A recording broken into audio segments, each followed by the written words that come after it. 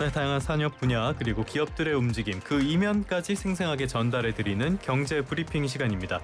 오늘은 이데일리의 김정남 기자와 함께하겠습니다. 기자님 어서 오십시오. 네, 안녕하세요. 주말에 잘 쉬셨습니까? 네, 잘 쉬었습니다. 주말 동안에 미국에서 또 엉뚱한 뉴스가 하나 날아왔는데 잘 쉬었습니까?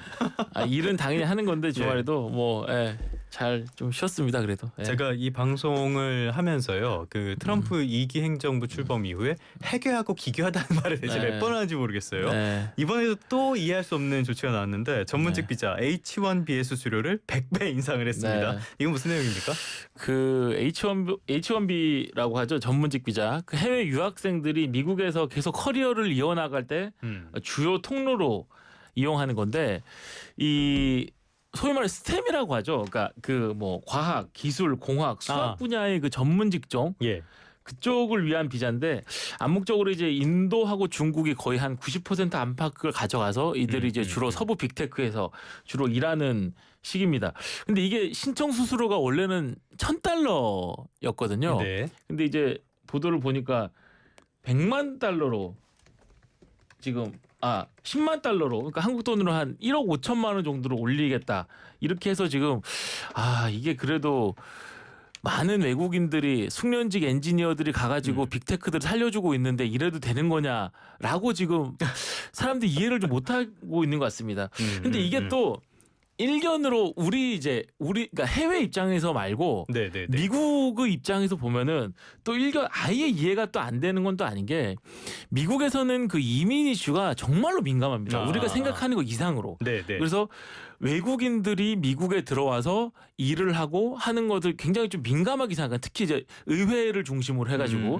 그래서 이게 최근에 우리 비자 문제도 있었잖아요. 그래서 비자 문제도 사실은 요거랑 다 엮여 있어서 외국인들이 그 비자 쿼터를 내줘가지고 얘네들이 들어와서 일을 하는 것에 대해서 좀 민감하게 생각하는 부분이 분명히 있습니다. 그래서 트럼프도 이제 요거를 통해서 이제 선거들도 쭉 있기 때문에 정치적인 이득을 좀 기대하는 듯한, 그러니까 순수 표가 있는 미국인들에게서 사실 이건 한국하고 사실 똑같죠. 1인 1표기 때문에.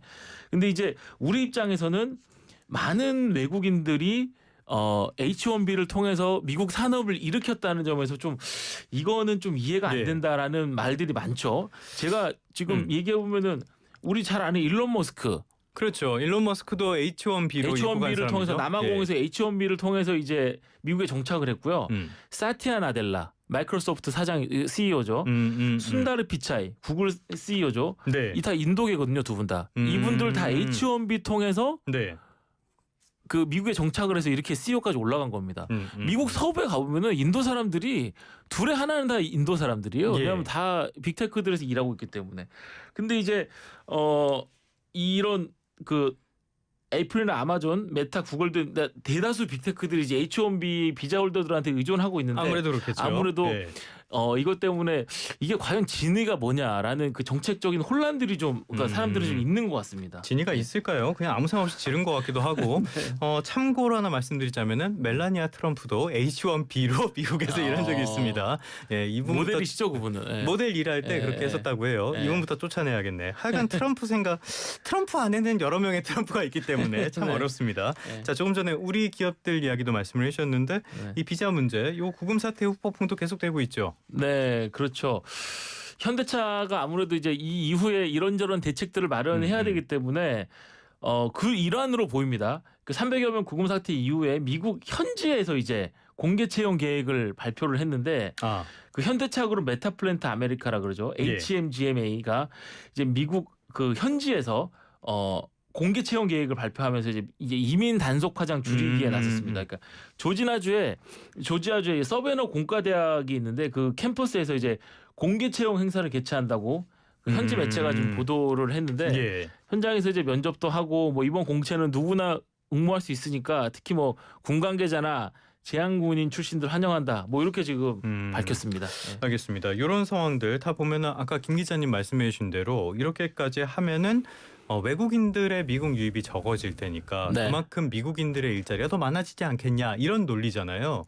이게 딱 듣기에는 딱 듣기에는 단순하게 생각했을 때는 말이 되는 것 같기도 한데 사실 이게 말이 안 된다는 소리를 많은 분들이 지적을 하잖아요. 김 기자님은 어떻게 보세요? 제가 이게 누누이 얘기하지만 이게 뭐 폄하하는 건 아닙니다. 이거 예. 소위 말해서 무슨 뭐 빵가게 차리거나 특히 그런 유통 쪽 프랜차이즈도 지금 많이 생기고 있거든요, 미국에. 근데 그들을 교육하는 그 수준, 우리나라 같은 이런 빵가게를 되게 미국 사람들이 되게 신기해하거든요. 네네네. 좌판에 쫙 펼쳐놓고 하나씩 골라 먹는 그런 시스템이 전혀 없기 때문에. 근데 그런 것들을 교육하는 거는 이렇게 교육을 해서 그 프랜차이즈 교육하듯이 하면 되는데.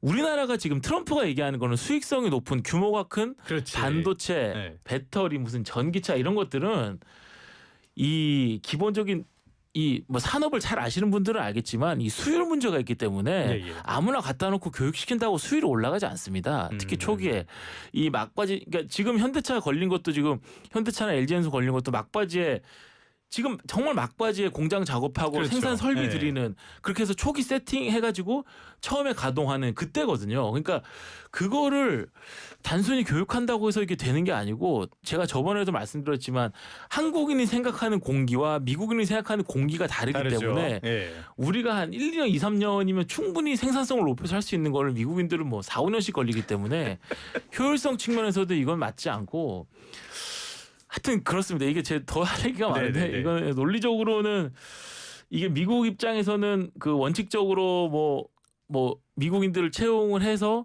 우리한테 투자하는 거니까 그렇게 얘기할 수 있지만 이 경제적으로 산업적으로 보면은 이게 결코 맞는 얘기는 아니죠. 그래서 미국 언론에서 나온 게 지금 트럼프 행정부가 하는 거는 국가적인 자해 행위다 이런 평가들이 나올 수밖에 없는 것 같아요. 네. 그런데 우리나라나 미국이나 선거가 가까워지면은 뭐 이분은 원래 이상한 분이긴 하지만 이 미국 비자, 뭐 이민 이슈 이런 게 정치적으로 굉장히 예민한. 그러니까 우리는 지금 경제랑 산업만 보고 있기 때문에 좀 이런 얘기를 할 수 있지만 우리가 지금 국내 정치 보면은 복합적으로 다 같이 생각하잖아요. 그렇죠. 예.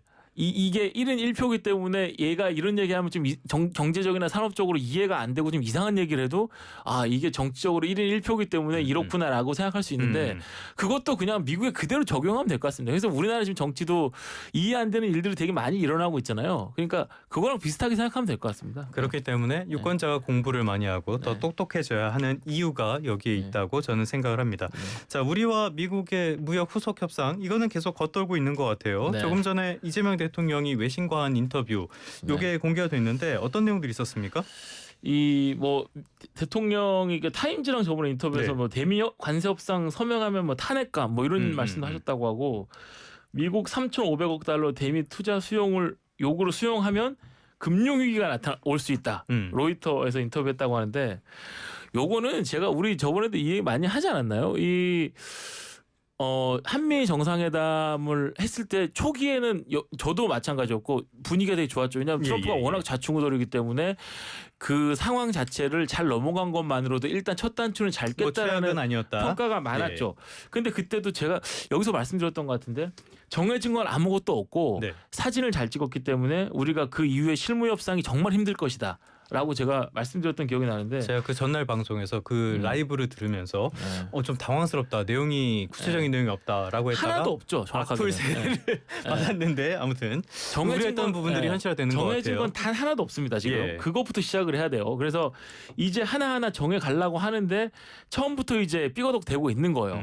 3,500억 달러 지금 이 트럼프 이재명 대통령이 얘기했던 거를 하나하나 한번 따져보면은 지금 대립하고 있는 게 일단 김정관 장관도 얘기하는 게 이제 그 좀 여안구 본부장도 마찬가지고 3,500억 달러 대미 투자 요거를 어떻게 할 것인가잖아요. 네네네. 그래서 저도 이 3,500억 달러를 정확하게 어떻게 브레이크다운, 그러니까 어떻게 공무원들이 디자인했고 브레이크다운 했는지를 정확하게 취재가 안 돼서 저도 정확하게는 잘 모르겠습니다. 근데 많은 관가 인사들의 얘기, 그러니까 요런 걸 많이 해본 분들의 얘기를 들어보면 공무원들이 그냥 대충 이 숫자를 부른 건 절대로 아니고요. 그렇겠죠. 다 있는데요.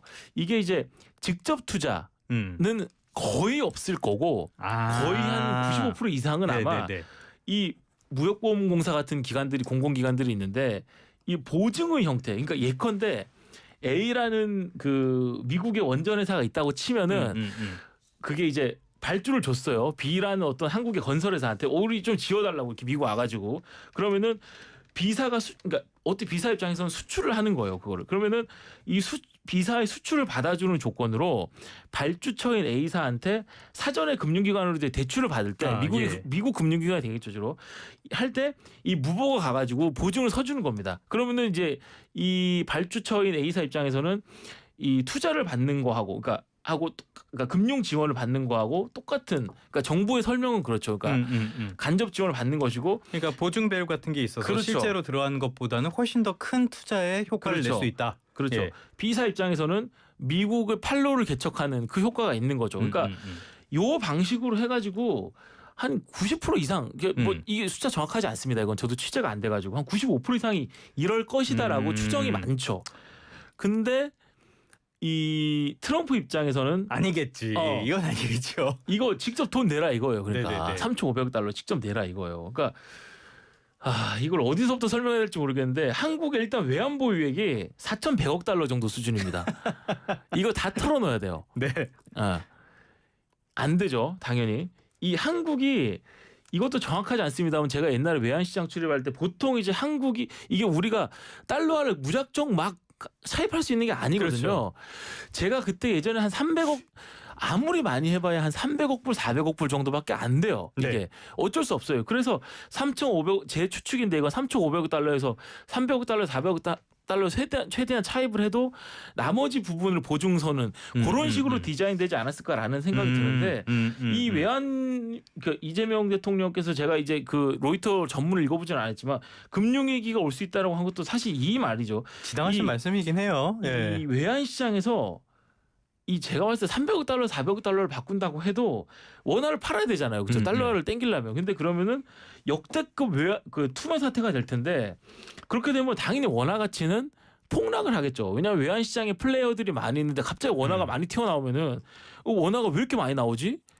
뭐지 이거? 그럼 당연히 가치가 그 떨어지면서 덩달아 이제 원화를 많이 팔게 되면 투매 사태가 나타나면은 우리 IMF 때 환율 2,000원 받잖아요. 그렇죠. 그것보다 훨씬 더 이런 배경을 알고서라도 2,000원 이상 넘어가지 말라는 법은 없고, 근데 또 그때 또 하려면 이걸 또 대응하려면 또 외환보유액으로 대응을 해야 되는데 이게 또 대응이 되냐고요. 또 트럼프는 또 외환보유액 너네 돈 있는데 왜 이런 식으로 또 계속 보고 있고 이게 그러니까 악순환의 연속이죠. 그래서 네. 통화 스와프를 이야기를 했을 텐데 저는 개인적으로는 우리 정부가 합의를 제대로 못했다라고 평가하지는 않습니다. 미국이 워낙 비상식적인 요구를 하고 있기 때문에 이건 정말 대응이 어려운 부분이 아닐까 싶고요. 네. 자, 지금까지 답답한 이야기를 했는데 그래도 기분 좋은 뉴스 하나 살펴보도록 하겠습니다. 네. 국내 주요 기업들 요즘 청년들이 일자리 찾는 게 정말 어려운데 네. 청년 채용에 나섰네요.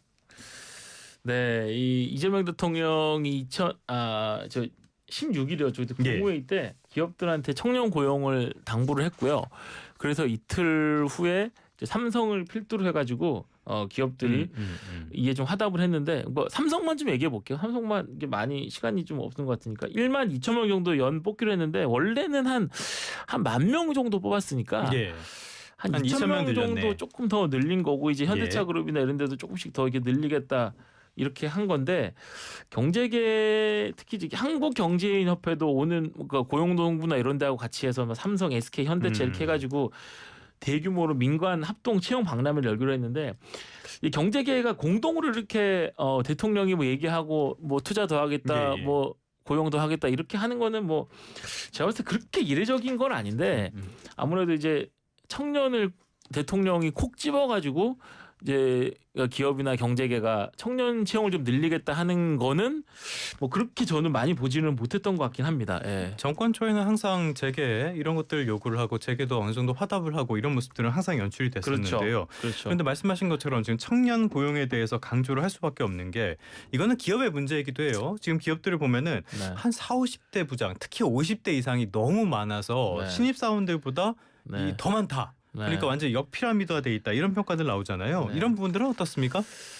이게 참 고민이죠. 우리가 이제 소위 말하는 노동 고용 유연성, 그렇지. 고용 경직성 이런 얘기 많이 하잖아요. 우리도 미국처럼 나이 한 50 넘어서도 퇴사를 해도 나를 받아주는 회사들이 많고 왜냐하면 채용 시장이 유연하기 때문에 그렇게 가야 한다고 사실은 이 얘기는 뭐 언제부터 얘기했는지 기억도 안 날 정도로 너무 오래전부터 했는데 이 얘기를 해도 뭐 그냥 계란으로 바위치기죠. 다 안 돼요. 워낙 안 되더라고.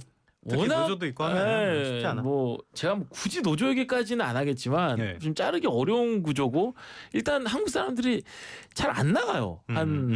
보직이 없어도 그런 문제 때문에 아무리 대통령 이렇게 청년을 얘기를 해도 돈을 지금 우리나라 사람도 되게 어렵잖아요. 예. 어려운데도 그냥 이제 이 몸집만 커지는 그러니까 몸집만 굼떠지는 게 되는데 이제 그 리더스 인덱스라는 기업 분석 연구소가 있는데 8월 초에 분석 보고서 하나 봤더니 500대 기업 매출 기준 500대 기업이니까 대기업들입니다. 예. 대기업들이 이제 30대 미만 인력 비중이 전년보다 한 1.2% 포인트 감소한 19.8%. 네. 그다음에 같은 기간 이제 50대 이상 인력 비중이 0.6% 포인트 증가한 20.1%. 그러니까 두 연령대의 비중이 역전된 게 이 조사를 2015년부터 했다고 하는데 그 이후로 이제 처음이라고 합니다. 그러니까 30대 미만 인력 비중이 20% 아래로 떨어진 것도 처음이라고 하니까요. 네. 이게 약간 일시적으로 청년 채용을 늘릴 수는 있겠지만 제가 생각할 때 이건 아무래도 구조적인 문제가 좀 있다. 이렇게 좀 파악이 됩니다. 알겠습니다. 이재명 대통령이 그래서 노동 유연성이라든지 이런 것들 강조한 것도 같은 맥락이 아닐까라는 그렇죠. 생각이 드는데 오늘 말씀하셨죠. 네. 어제 김 기자님 말씀하신 대로 대체 저는 이거 대학교 처음 들어왔을 때도 이 얘기가 있었는데 이게 벌써 거의 30년 전인데 달라진 게 별로 없습니다. 네, 지금까지 김정남 이데일리 기자와 함께 다양한 경제 이슈들 살펴봤습니다. 오늘 말씀 잘 들었습니다. 네, 감사합니다. 이거 LG 맞죠? LG네. 거봐.